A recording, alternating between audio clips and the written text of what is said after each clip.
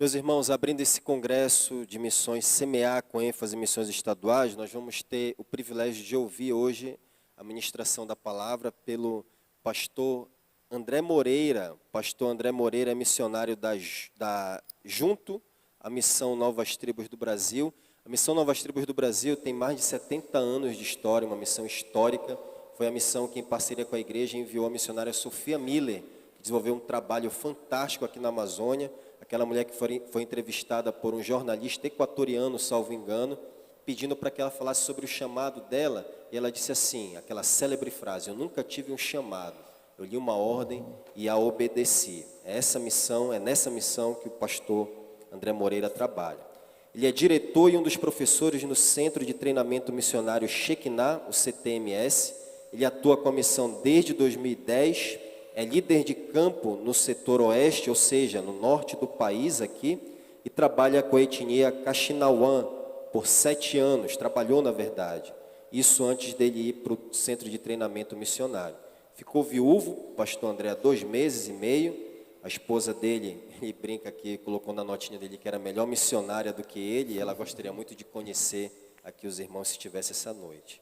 Ele tem 3 filhos, a Duda, casada, mora em Campinas, São Paulo, a Esté com 16 anos e o André, que tem 6 anos. A formação dele é no Seminário Batista e treinamento missionário transcultural, é também formado em História.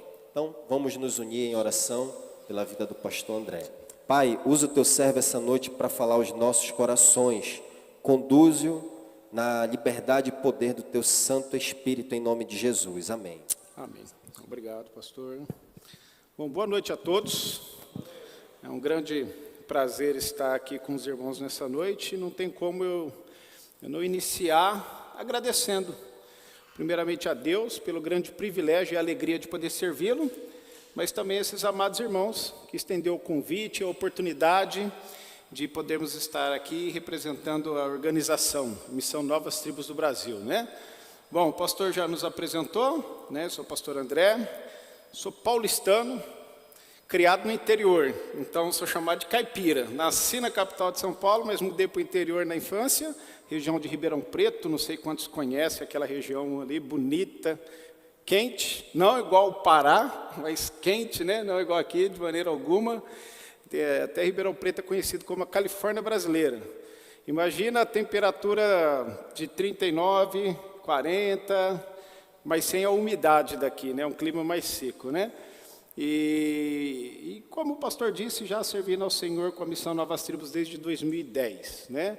Então Deus deu esse grande privilégio de atuar entre os povos tribais e realmente sou muito feliz por isso, né? Tenho minha família, né? Esse ano iria completar 24 anos de casados, mas aprove ao Senhor levar a minha esposa no mês de abril e servimos juntos, né? Durante esses anos, e inicialmente nosso primeiro ministério na Missão Novas Tribos do Brasil foi com a etnia Kaxinawã, no estado do Acre, né? Fica ali no Alto Rio Purus, já divisa com o Peru, e servimos ali por 7 anos, aprendendo língua, cultura, convivendo ali com o povo, né? Na época um povo com bilinguismo era bem pequeno, então o aprendizado do idioma ali, conhecer a cultura, é algo bem necessário, essencial, né, para o ministério que exercemos de plantio de igreja. E 7 anos lá, minha esposa engravidou do nosso filho, o Andrezinho, né? Não sei se já tem a foto aí, se der para pôr a foto da família, né? Minha esposa engravidou do Andrezinho, saímos da aldeia para ela ter o bebê, né? Tem o meninão ali no meio, e nesse momento ela descobriu então um câncer de mama com metástase no ovário e ossos. Ela foi um testemunho vivo do milagre do Senhor e do poder de Deus, né? Os médicos na época tinham dado 2 meses de vida e ela resistiu ainda quase 7 anos, né? Esse ano realmente chegou o momento que o Senhor quis levar para a glória, né? E eu louvo a Deus por tudo que Ele fez em nossas vidas, pela vida da minha esposa, por esse tempo que ficamos juntos. E quando eu digo, né, ela foi melhor missionária que eu, e foi mesmo. Nunca vi uma mulher tão animada como ela. até no final da vida dela ali, nos últimos dias, realmente ela ainda estava firme no Senhor. Uma semana antes de internar, já ruim, né? O câncer já tinha ido para o fígado também, então 2 anos já tratando o fígado, né? Quimioterapia, né? Quem já acompanhou alguém ou tem passado por isso, sabe como é essa luta, né? De dores, tratamento, passando mal e assim por diante, mas, rapaz, ela nunca perdeu a alegria no Senhor. Já teve momentos difíceis, já teve momentos onde que ela chorou bastante, mas em todos os momentos o Senhor também ergueu. Então, como estava dizendo, né, uma semana antes dela internar, estava lá no ministério, servindo ao Senhor. Essa foi uma decisão do coração dela, eu quero servir ao Senhor até o fim. Ou seja, quando Ele vem, ou quando eu partir para a glória, né? Então, eu louvo a Deus pela minha família, tem a foto ali da Esther também, ela tem 16 anos, agora ela estuda no Lar para Filhos de Missionários em Manaus. Então, agora no dia 1º de agosto, ela já retorna para Manaus, aí vai ficar os 2 Andrés lá, para dar trabalho para o pessoal ali no CTMS, né? Então, servimos ali na missão por 7 anos, aliás, na aldeia Caxinauá, entre o povo Caxinauá. Minha esposa descobriu o problema de saúde, voltamos para São Paulo, fez tratamento por 2 anos, ela deu uma recuperada, então falou, queremos continuar envolvidos com a obra missionária. Convite não faltou para pastorear a igreja, para apoiar o ministério pastoral, mas Deus ainda estava queimando, como queima hoje o nosso coração em relação à obra missionária. Sabíamos que não poderíamos voltar para a aldeia, mas sabíamos que poderíamos estar envolvidos ainda com o trabalho transcultural. E aqueles 7 anos de ministério entre o povo, nos deu experiência suficiente para ser uma bênção, para treinar outros obreiros. Então, com isso, a missão nos convidou para estar servindo onde hoje eu moro, no Centro de Treinamento Missionário Shekinah. Ele fica numa cidadezinha chamada Vianópolis, em Goiás, no estado de Goiás. Então, saí essa manhã de lá, saí de casa por volta das 5 da manhã, com frio, e de repente, um avião aterrissando aqui no Pará, na hora que eu desembarquei, aquele calor, aquela umidade, que me deu saudade de quando morava no Acre, que o clima é um pouco parecido, né? E já servindo lá desde 2019, e graças a Deus, né, o Senhor tem confirmado a cada dia esse desejo nosso de servir, Ele tem nos dado esse privilégio. Quando minha esposa partiu, algo que a gente ficou certo como casal foi o seguinte, ó, eu não vou parar, eu te amo, né, eu sei que você me ama, mas eu vou continuar servindo ao Senhor. Então, ela partiu no dia 15 de abril, e fiquei 1 mês em São Paulo com os familiares, com a minha filha casada, não tem foto dela aí, tá bom, mas eu tenho uma filha de 21 anos já casada, mora em Campinas, né? Eu ainda não tenho uma foto da família, assim, sem a minha esposa, tá, né? Então, o que eu tinha era essa, por isso eu enviei, e fiquei 1 mês lá com ela, e depois retornamos ali para o CTMS, e já estamos nos envolvendo novamente no ministério, se adaptando nessa nova vida, e peço que os irmãos orem por nós, que o Senhor nos dê força, ânimo, sabedoria, discernimento, para poder continuar servindo Ele de todo o nosso coração, tá bom? Mas nessa noite também eu quero falar um pouquinho sobre a organização Missão Novas Tribos do Brasil. Esse ano, para aqueles que têm rede social, é interessante, porque eu mesmo não tenho.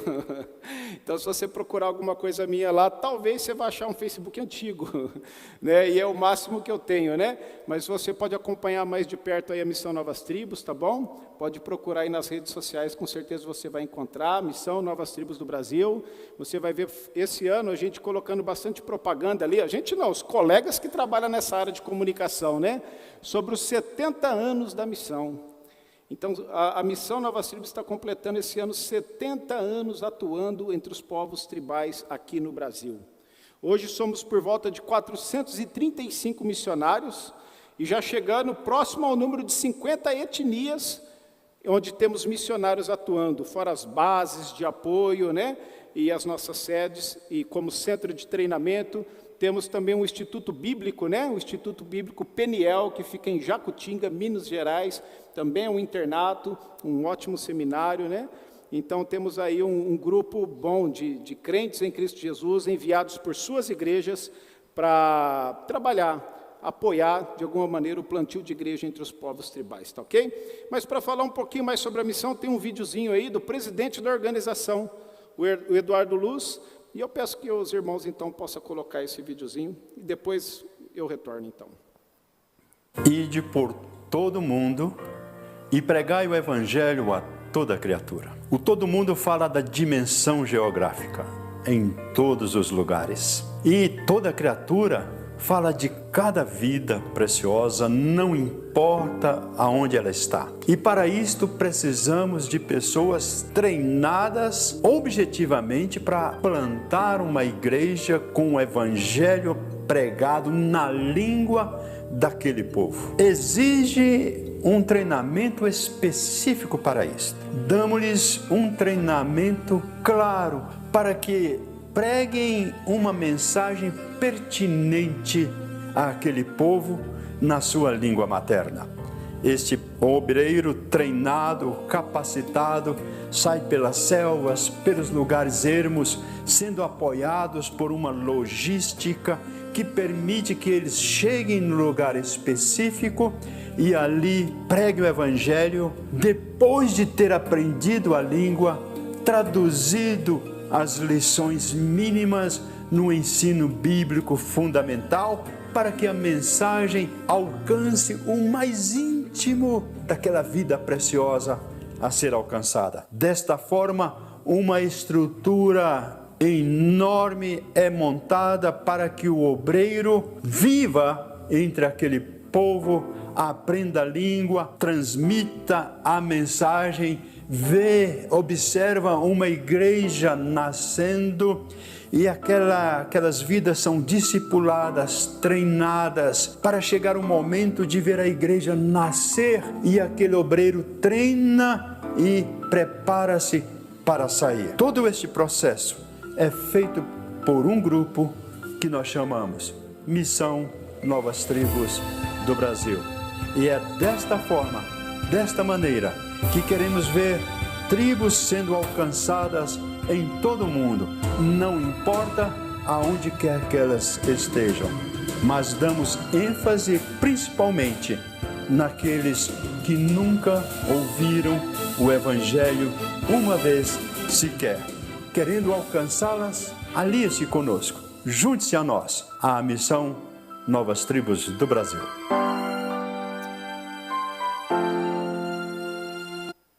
Então, conto com as orações dos irmãos por essa organização. O lema nosso e desejo, não apenas lema, mas desejo do nosso coração, é que nós possamos trabalhar, divulgar para que mais obreiros se levantem, para que junto, é lógico, com muitas outras organizações missionárias, a gente alcance até a última tribo, sem descansar, sem descansar. Irmãos, eu sei que a gente olha para a realidade de hoje, para o nosso país, é um trabalho grande. É um trabalho que aos olhos humanos é impossível. E eu gosto, inclusive, dessa palavra impossível, porque isso daí nos ajuda a exercer a fé e a confiança no Deus do impossível, no dono dessa obra. Então, quando eu penso na minha geração ainda, ou na nossa geração ainda, alcançar até a última tribo, é possível? Aos olhos humanos, não. Mas confiando no Senhor nosso Deus, o dono dessa obra, sim, é possível. Sim, é possível. E cada um de vocês podem fazer parte disso. Orando pelas organizações, orando pelos missionários que estão lá no campo. Nesse exato momento, amados, enquanto nós estamos aqui reunidos, confortáveis, tem pessoas que estão lá dentro de uma mata, dias de viagem, alguns que o acesso é só por avião, morando ou numa maloca, ou numa tribo, no formato de tribo, ou ali numa casinha de madeira, uma coberturinha de palha, e estão lá, às vezes, vivendo uma vida muito mais simples, aquilo que a gente nem imagina. Quando nós trabalhamos ali entre os Caxinauás, os nossos primeiros 5 anos, nós não tínhamos uma geladeira sequer, não tinha energia, até que uma vez uma igreja reuniu com outra e nos deu uma geladeira 12 volts, um frigobar, na verdade, né? E os primeiros meses sem energia, só uma lamparina, uma casinha de madeira feita por mim. É até interessante que quando fazia aquela casa, minha esposa olhava e falava, não vai cair não? Eu falava, não vai nada, ela vai aguentar, né? E às vezes ela olhava, mas parece que rachou uma madeira ali. Eu falava, não, depois que a gente pôr o forro, aí esconde, né? Nem dá para ver o rachado, né? E ficamos lá 7 anos, saímos e a casa estava de pé. Hoje não está mais, a casa foi retirada, né?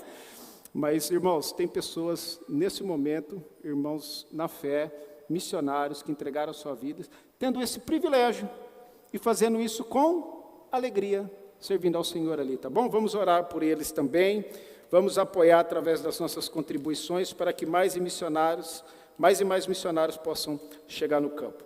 Mas tá ok, amados, nessa noite eu quero compartilhar com vocês, e esse estudo foi pensando bastante no tema das nossas conferências aqui, né, sobre a igreja na grande comissão. E o tema que coloquei aqui no meu estudo é a grande comissão, é a nossa missão. E, amados, esse tema ele não é colocado com uma interrogação no final, como se fosse uma pergunta, né? Se a grande comissão é a nossa missão? Não, de maneira alguma, é uma afirmação. A grande comissão é a nossa missão, é a minha missão, é a sua missão também. E precisamos assumir ela de todo o nosso coração, agarrar ela realmente como algo precioso para nós. Colocar as nossas vidas à disposição dela.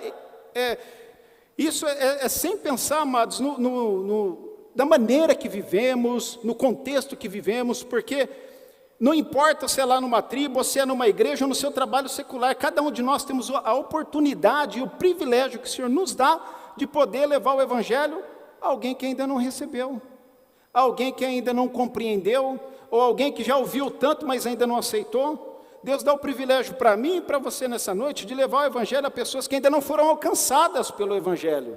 Talvez pessoas que já ouviram tanto do Evangelho, mas ainda não foram alcançadas. Então, amados, essa é a nossa missão, levar esse Evangelho para essas pessoas, para que elas possam ouvir, seja aquelas que estão próximas de nós, ou até mesmo aquelas que estão bem distante de nós, através de missões. E o texto que quero usar é de Mateus 28, 18 a 20 mesmo. Um texto bíblico diz assim, eu quero lê-lo agora, e fala assim: chegando-se Jesus, falou-lhe dizendo: é-me dado todo o poder no céu e na terra, portanto, ide, fazei discípulos de todas as nações, batizando em nome do Pai, do Filho e do Espírito Santo, ensinando-os a guardar todas as coisas que eu vos tenho mandado, e eis que eu estou convosco todos os dias, até a consumação do mundo. Amém. Amados, esse é um texto que desafiou muito meu coração para me entregar para a obra missionária. E nesse texto nós podemos ver aqui expresso algumas verdades. Nós podemos ver aqui uma ordem que Cristo deu e podemos, até dizer, talvez vai ter alguns teólogos que vai falar, peraí, essa ordem não foi dada para a igreja, porque essa ordem foi dada para os discípulos, antes da igreja nascer. Então podemos falar que essa ordem foi dada para a igreja ainda embrionária. Ele deixou essa mesma responsabilidade que ele deu para os discípulos de anunciar o Evangelho, de fazer discípulos, para nós hoje. Então nós podemos entender e ver aqui essa ordem expressa: ide e fazei discípulos. Nós podemos ver aqui também uma direção, porque ele mostra onde. Ele fala fazer discípulos de todas as nações, ou seja, é para fazer discípulos em todo o mundo. E ele nos dá também aqui uma grande promessa, porque ele fala que estaria conosco todos os dias até a consumação dos séculos, né? Amados, nós vivemos num mundo mau. Basta a gente tirar as nossas mentes daqui, embora não estou pedindo para você fazer isso, eu quero que você fique com a sua mente, seu pensamento, o seu coração naquilo que você vai ouvir agora. Mas basta a gente tirar a nossa mente daqui, ou quando a gente sair desses portões para fora, a gente vai ver esse mundo mau. A gente vai ver corrupção, a gente vai ver tantas coisas ruins acontecendo. E se talvez perguntasse para algumas pessoas, talvez até para nós mesmos, o que esse mundo precisa? Talvez a gente até pensaria nisso, ou algumas pessoas dariam essa resposta. Esse precisa acabar com a fome, porque tem muitas pessoas morando na rua, pessoas que morrem de fome. Precisa acabar, com a violência, porque a gente não tem segurança, nem ao mesmo, dentro desse próprio templo nós não podemos ter segurança, porque a violência está demais. Talvez alguns diriam, tem que acabar com a guerra, já lembra lá da Rússia, assim por diante. É real o negócio. Corrupção, não é? Nós brasileiros estamos tão cansados disso. Como que ajudaria a humanidade se não houvesse a corrupção? Mas a grande verdade, a resposta para essa pergunta, amados, não vai adiantar acabar com a pobreza, não vai adiantar acabar com a fome, não vai adiantar acabar com a guerra ou com a corrupção. O que o homem precisa realmente, né, é ele ter oportunidade de ouvir do Evangelho, porque a realidade da humanidade é que ele é separado de Deus por causa do pecado. Ele pode viver num contexto onde não há fome, onde não há corrupção, onde não há guerra, mas quando a sua vida findar nesse mundo, o destino dele é a separação total de Deus num lugar chamado inferno. Inferno. E o Evangelho, ele não muda a vida apenas da pessoa social, mas muda a sua eternidade. Eternidade. É isso que o mundo precisa, do Evangelho. As pessoas precisam ouvir do Evangelho, e por isso que nós vemos aqui o próprio Senhor Jesus Cristo dando essa ordem ali para os seus discípulos: ide e fazei discípulos. Lá em Marcos 16:15, ide e pregai o Evangelho a toda criatura. Jesus deu essa ordem porque Ele quer que pessoas tenham oportunidade de serem salvas. Pessoas tenham oportunidade, como o Eduardo Luz falou no vídeo, né, de pelo menos uma vez ouvir do Evangelho, que é a realidade de muitos povos tribais ainda dentro do nosso país. Pessoas que não tiveram oportunidade de ouvir sequer uma vez, na sua língua, com entendimento, o Evangelho claro do Senhor Jesus.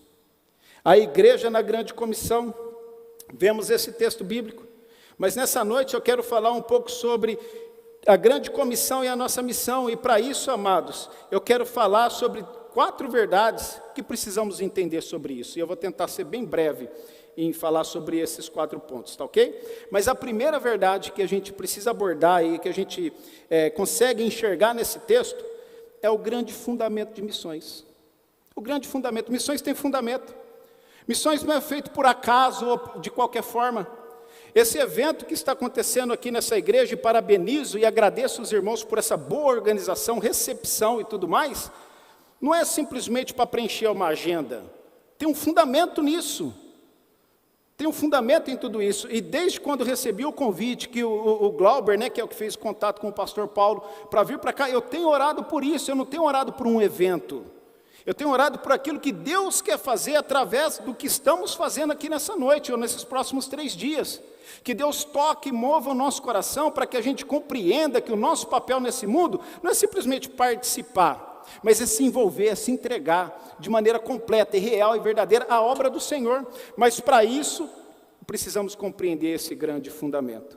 E o fundamento, amados, está baseado aqui no versículo 18, quando o texto bíblico diz: é-me dado todo o poder no céu e na terra. Olha só, todo o poder, toda a autoridade foi conferida a uma só pessoa, e o nome dela a gente sabe, é Jesus Cristo, o nosso Senhor. Amados, nós podemos estudar a história da igreja no passado, e nós vamos ver que essa é a bandeira que eles carregavam, que Jesus Cristo é Senhor, que Jesus Cristo é autoridade. Era o lema da igreja do passado, aquela igreja primitiva, e muitos morreram em nome de Jesus. Muitos morreram para defender, para carregar essa bandeira, porque reconheciam esse fundamento, que Jesus tem autoridade, que Ele é Senhor.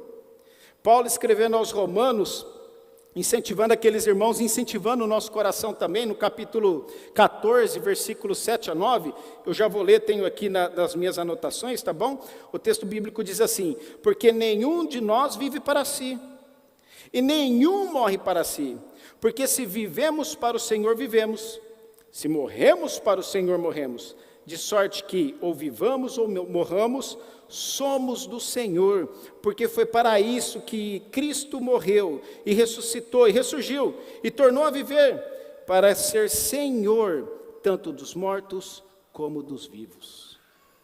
Amados, esse era o lema deles: Jesus Senhor. Se eu tiver que morrer, eu morro, e se eu tiver que viver, eu vivo para Ele. Eu vivo para Ele. Mas sabe o que é interessante? Esse lema não mudou. Deus não espera menos de mim, muito menos de vocês. Deus, Ele espera que esse lema ainda seja nosso, igreja hoje, da atualidade, igreja brasileira, vamos dizer assim. Nós podemos ter mudado, essa geração pode ter mudado, mas a vontade de Deus em relação a reconhecer o senhorio e a autoridade do Senhor, de Jesus, como Senhor das nossas vidas, isso nunca mudou, e isso nunca vai mudar. Ele continua sendo Senhor e sempre será. Agora, a diferença é que Ele precisa ser Senhor das nossas vidas. Sabe o que é interessante no cristianismo hoje, amados? É porque nós reconhecemos Jesus como Salvador, como nosso Redentor.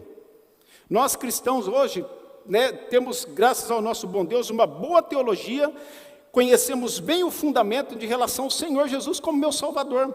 Podemos citar vários versículos de cor, podemos reconhecer e ter aquela esperança, aquela certeza de que não perdemos salvação, porque Ele é meu Salvador, porque Ele é meu Redentor.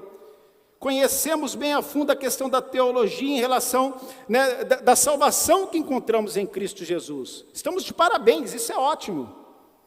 Mas uma coisa que eu percebo que tem faltado na vida dos cristãos hoje, talvez não aqui no Pará, mas onde eu moro, na minha região, isso é muito forte, tá? É reconhecer Jesus como Senhor de suas vidas. Cristãos, crentes em Cristo Jesus, que conhecem Jesus como Salvador, mas não conseguem reconhecê-lo como Senhor da sua vida. Aí você pode estar perguntando, mas pastor André, como que você diz isso? Amados, basta olhar em nossa volta, basta olhar em nossas igrejas. Quantos e quantos crentes nominais, quantos e quantos crentes que vêm nos cultos, mas quantos e quantos crentes também, amados, que não se envolvem de maneira nenhuma com a obra missionária.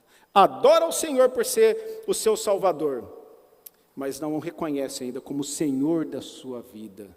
E busca adorar o Senhor Salvador, mas não busca viver de maneira digna, reconhecendo que Jesus também é o Senhor da sua vida. E cumpre com alegria a sua responsabilidade como cristão. Como cristão, basta olhar nas nossas igrejas, quando há eventos de evangelismo, por exemplo, quantos chegam para participar? Basta ver quando convidamos pessoas para participar conosco, entregar folhetos, participar de algo que vai levar o evangelho para outras pessoas, projetos e assim por diante. A menor parte participa, por quê? Porque muitas vezes não reconhece Jesus como Senhor da sua vida. Espero que você não seja esse. Mas se de repente você está se identificando aí, é hora de pensar, é hora de refletir e é hora de se entregar ao Senhor, não apenas Salvador, mas aquele também que é Senhor da sua vida. Rapaz, é interessante, irmãos, que Jesus aqui, quando Ele dá essa ordem e mostra a autoridade que o Pai deu a Ele, os discípulos na hora obedecem o ide. E a gente conhece a história dos apóstolos, sabe como a maioria deles morreram de mortes horríveis, mas tudo porque obedecia o Senhor. Quando a gente olha na história da igreja, a gente vê uma história marcada por sangue. Mas por quê? Porque também reconhecia o Senhor na vida deles. Mas quando a gente olha para a história, a gente vê uma história também onde que o Evangelho alcançou praticamente o mundo inteiro da época. O mundo inteiro da época, sem a tecnologia que temos hoje, sem o acesso que temos hoje. O Evangelho alcançou o mundo da época. Por quê? Jesus era o Senhor e eles obedeciam. Esse é o grande fundamento. Mas também, amados, tem outras verdades aqui. O grande desafio da obra missionária. O versículo 19 mostra para nós, ele dá essa ordem de fazer discípulos, e de fazer discípulos, e ele fala onde? De todas as nações. E esse é um grande desafio que arde em nossos corações. Esse é um desafio que queima o nosso coração, saber a realidade desse mundo, saber a realidade do nosso país em relação aos povos tribais, e saber também a minha responsabilidade sobre isso. Eu preciso levar o Evangelho para as outras pessoas. É para ser alcançado por todas as nações. 1 Timóteo 2,4, cito, ele diz assim, que quer que todos os homens sejam salvos e venham ao conhecimento da verdade. Olha a vontade de Deus aqui. Apocalipse 5,9, a segunda parte do versículo diz: porque foste morto, e com teu sangue compraste para Deus homens de toda a tribo, língua e povo e nação. Então é do desejo do nosso próprio Deus que todo mundo, todas as nações tenham oportunidade de ouvir do Evangelho. E esse é o grande desafio para a igreja, amados. Esse deve ser o grande desafio da minha vida e da sua vida também. Devemos orar por isso. Devemos fazer mais para conquistar esse alvo, esse objetivo, esse desafio que paira aí sobre nós como igreja. Amados, o próprio Senhor Jesus Cristo, Ele já fez a parte dele, podemos dizer assim, Ele morreu na cruz do Calvário, derramou o sangue dele, não só por mim, mas por todo mundo, né? Ela está lá em 1 João capítulo 2, versículo 2, que diz, né? E Ele é a propiciação dos nossos pecados, mas não somente dos nossos, mas de todo o mundo. O preço já foi pago, o sangue foi derramado, mas pessoas precisam ouvir dessa verdade. Porque em Romanos também diz, né? A fé vem pelo ouvir e ouvir da palavra de Deus. Mas a realidade é, falando do nosso país, há muitos que ainda não ouviram, nem sequer uma vez. Nem sequer uma vez. Por isso, amados, é um grande desafio. Agora tem uma verdade que a gente precisa enfrentar aqui também. O Senhor Jesus, lá em Mateus 9,37, Ele diz, né? Então disse aos seus discípulos, a seara é realmente grande, mas poucos os ceifeiros. E nós vemos aqui duas informações importantes. Primeiro, que a seara é grande, e ela é mesmo, é enorme, é imensa. No mundo há por volta de 2 bilhões de pessoas que ainda não ouviram de Cristo. Que número é esse, né? 2 bilhões de pessoas que ainda não ouviram de Cristo. E uma outra informação importante aqui é que os obreiros são poucos. São poucos. Na época de Jesus era pouco. Quando eu me converti e comecei a me interessar pela obra missionária era pouco e hoje é pouco.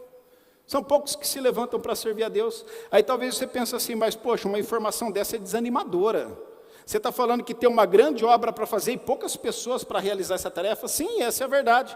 Mas não é para te desanimar. Pelo contrário, essa informação, sabe o que é? Para nos desafiar. Nos desafiar. É para nós reavaliar o nosso coração e ver, amados, que a minha vida como um crente em Cristo Jesus, como salvo, como lavado pelo sangue do Cordeiro, ela é importante e fundamental para cumprir essa missão. Talvez eu vou avaliar a minha vida e eu vou olhar, eu estou dando pouco, perto do que eu poderia. Deus me dá dons, Deus me dá talento, Deus me dá condições, eu deveria orar mais, eu deveria contribuir mais, eu deveria falar mais. E eu não duvido de alguns aqui nessa noite que talvez está pensando, eu deveria obedecer, porque o Senhor já tem me chamado e eu tenho dito não. Então essa informação não é para desanimar o nosso coração, pelo contrário, é para desafiar os nossos corações. Lembra do Deus do impossível? Uma obra que parece impossível, mas para Ele tudo é possível. E Ele conta, sabe com quem? Com nós, comigo e com você. Meu irmão, minha irmã, você nem imagina de que maneira Deus pode usar a sua vida se você se entregar realmente a Ele. Você nem imagina aonde Deus pode te levar se você realmente se entregar a Ele. Faça parte dessa obra, se envolva com essa obra, que esse desafio seja seu também, não só participante, não só alguém que ora pouco, não só alguém que contribui pouco, mas não só alguém que fala pouco ou quase nem fala de Jesus, mas alguém que se envolva totalmente nessa obra. Deus espera isso de cada um de nós. É o desafio, alcançar o mundo. Uma terceira verdade que podemos aprender aqui, só para lembrar, né? A primeira foi o grande fundamento, Jesus, Ele é o Senhor, Ele é a autoridade sobre nossas vidas. A segunda é o grande desafio, tem o mundo para ser alcançado. Ele diz que é para fazer discípulo de todas as nações. E a terceira verdade, amados, é a grande tarefa. A grande tarefa. O versículo 20 diz, né? Ensinando a guardar todas as coisas que eu vos tenho mandado. É interessante, amados, que muitas vezes a gente imagina que é só falar, é só evangelizar. Mas não é isso que Jesus está mandando. Ele está mandando ensinar, discipular, preparar. Ele está falando, ensine as pessoas a guardar tudo aquilo. Não é só falar de Jesus, mas é discipular pessoas. É preparar obreiros. Amados, isso daí é fundamental. É ajudar os novos convertidos a crescerem na fé, para que eles também possam dar frutos e produzir mais. E assim a igreja vai avançando e crescendo e alcançando outros. Por isso que a igreja é conhecida como um corpo, um organismo vivo, onde todos devem trabalhar, para que a obra cresça, né? E essa é a tarefa da obra missionária. O trabalho missionário é fundar, é plantar igrejas de Cristo. Não é apenas falar de Jesus, não é apenas evangelizar.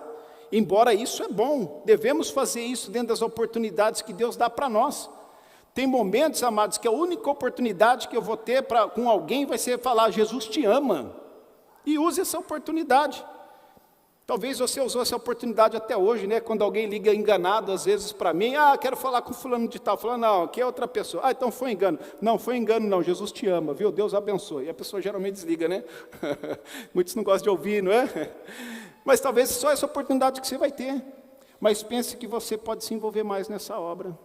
Pense que você pode se envolver mais, ajudar outros a crescerem na fé. O trabalho missionário, meus irmãos, que Paulo fazia assim.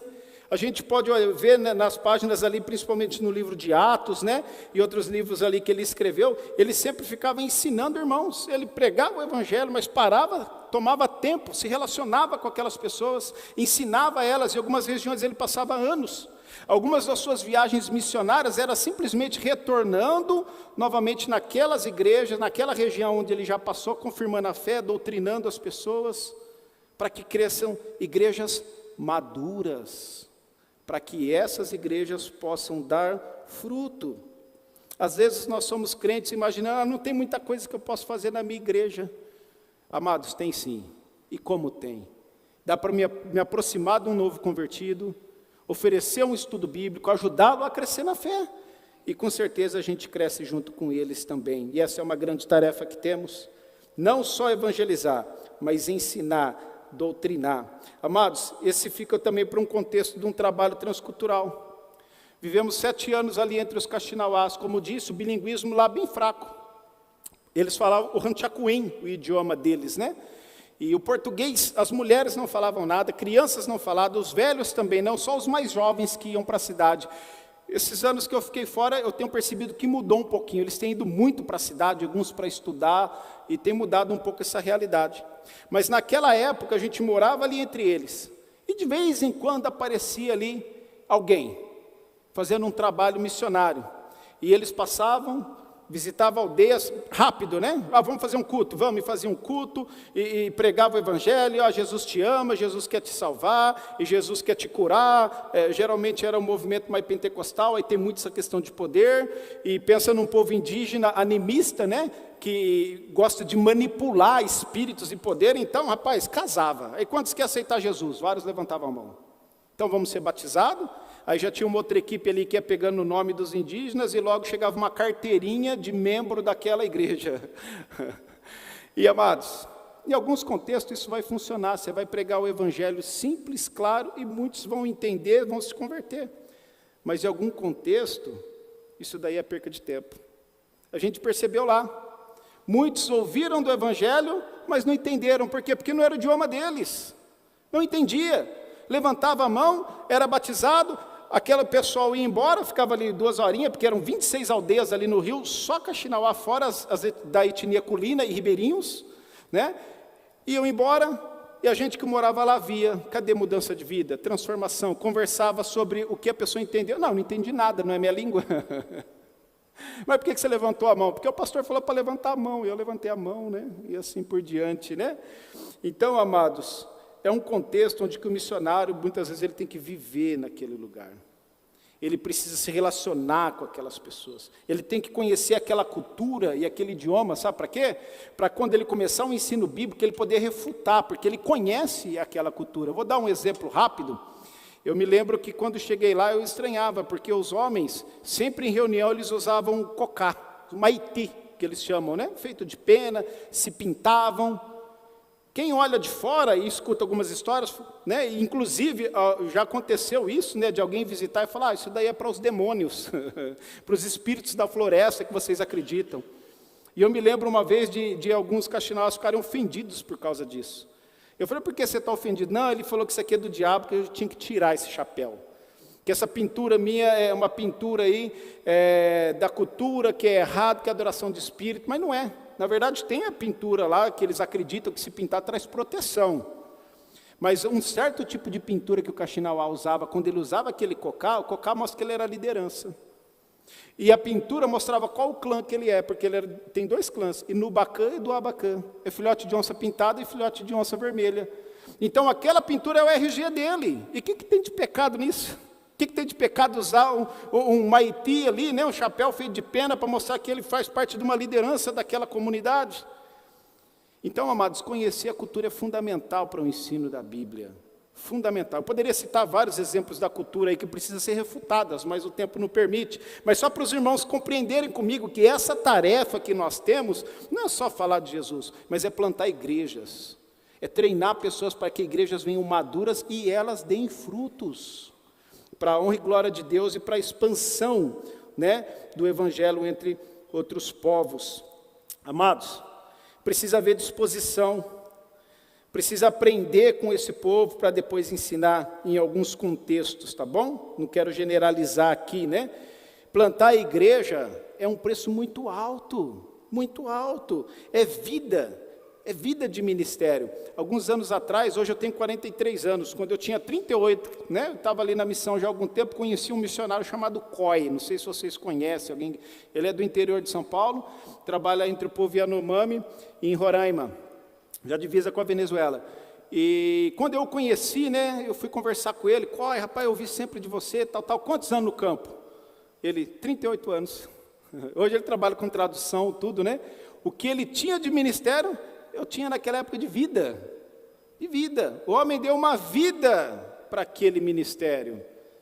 Eu acho que é isso que Deus espera de nós, quando Ele fala que a gente tem que ensinar, plantar igrejas, até esse povo desenvolver, amados.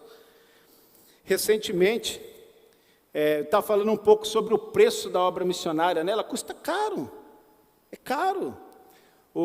Visitei ali o Yanomami também, uma etnia, uma maloca lá, né? Um grupo, eles chamam aquela região de Marari. 2h40 de voo saindo de Boa Vista, usando Asas de Socorro, né? Uma missão parceira aí. E hoje o custo desse avião, para você chegar até a aldeia, é R$7.000. Para você levar 350 quilos com o seu peso. Se eu fosse trabalhar lá, eu ia querer fazer um regime, né? Para poder levar mais arroz, né? Então, dá para ter ideia quanto custa, às vezes, para um missionário ficar na aldeia? Quanto custa? Né? Tem um outro colega lá também, ele, Everton, Jennifer, parece que a igreja aí está em contato com eles, não sei bem, né? Colega lá que trabalha entre o Riscariano, alguns anos, filho pequeno, né? Chegou lá com a esposa, logo ela engravidou, nasceu o bebê, já tem um segundo, uma vida envolvida, com pandemia e tudo, rapaz, eles são tão envolvidos no ministério que conseguiram, né? Estão chegando bem perto de... Próximo ano eles já começam o ensino bíblico entre o povo, aprender aquela língua, estão bem envolvidos mesmo. Uma vida ali, filhos criados ali. Quando chegamos na aldeia também, minha filha mais velha tinha 8 anos, e a menor, que hoje tem 16, estava com 3. Com 10 anos, a minha filha foi morar no lar para filhos de missionários, em Manaus, e a gente no Acre. Já viajava sozinha, né? Fica independente, né? Ficou tão independente, com 20 anos casou. Com 20 anos ela casou, né? Então, amados, é um preço a ser pago. Mas porque a gente quer cumprir essa tarefa de realmente discipular, ensinar, plantar igrejas, deixar aquela igreja autóctone, né? A ponto que eles mesmos prossigam com a própria igreja, né? Então, é só para os irmãos conhecerem um pouco mais o contexto de missões transculturais, tá bom?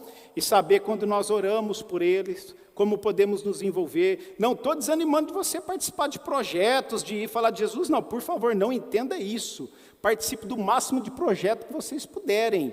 Vão lá sim, participam, ajudam, trabalho social, falam de Cristo, né? Mas em alguns contextos, amados, realmente o trabalho é um pouco mais extenso e precisa de pessoas que entregam a vida e que estão dispostos a pagar o preço, né? É uma grande tarefa que nós temos aí a cumprir. Uma quarta verdade, indo para o final, é a grande companhia. Essa não podia faltar, não é? A grande companhia, versículo 20 diz, e eis que eu estou convosco todos os dias, até a consumação dos séculos. Irmãos, já pararam para pensar nessa promessa? Que promessa maravilhosa essa, né? Que grande promessa. Ele diz, eu estou convosco. Amados, não é passado. Ele não está falando assim, ó, eu estive com vocês. Não é futuro, eu estarei com vocês. É um presente contínuo. Eu estou com vocês, ou seja, nesse momento Ele está conosco. A todos os momentos Ele está conosco. Momento de dificuldade, o Senhor Jesus está conosco. Momentos de lutas, aflições, Ele está conosco. Momentos de tristeza, fraqueza, Ele está conosco. Momento de gozo, de alegria, Ele está conosco também, graças a Deus. Interessante, amados, que depois dele nos dizer que Ele é a autoridade, depois de nos mostrar aí um grande desafio que temos em nossas mãos, depois de nos mostrar aí a grande tarefa que nós temos para cumprir a obra, aí Ele fala, eu estarei com vocês para cumprir essa missão. Eu estarei com vocês todos os dias, amados. Eu não sei quando será o meu último dia, o meu último suspiro, mas uma coisa eu sei, Ele estará comigo. Depois na eternidade, Ele estará comigo. A todo momento, isso alegra e anima o meu coração. Eu gosto de ver um pouco sobre nomes, né? E um dos nomes que eu mais gosto é o nome de Jesus. Citado lá em Mateus, capítulo 1, versículo 23, né? Que diz que o nome dele é Emanuel, que significa Deus conosco. Olha só que bênção, né? Amados, isso foi tão impactante, foi tão verdadeiro para Moisés, que lá em Êxodo 33, quando Deus fala para Moisés, não, vai, continua, tem que ainda, tem toda a terra prometida pela frente, né? E eu vou mandar um anjo para ir com vocês. Moisés fala, não, um anjo não, né? O versículo 15 lá do capítulo 33 diz, né? Se a tua presença não fores conosco, não nos faça subir daqui.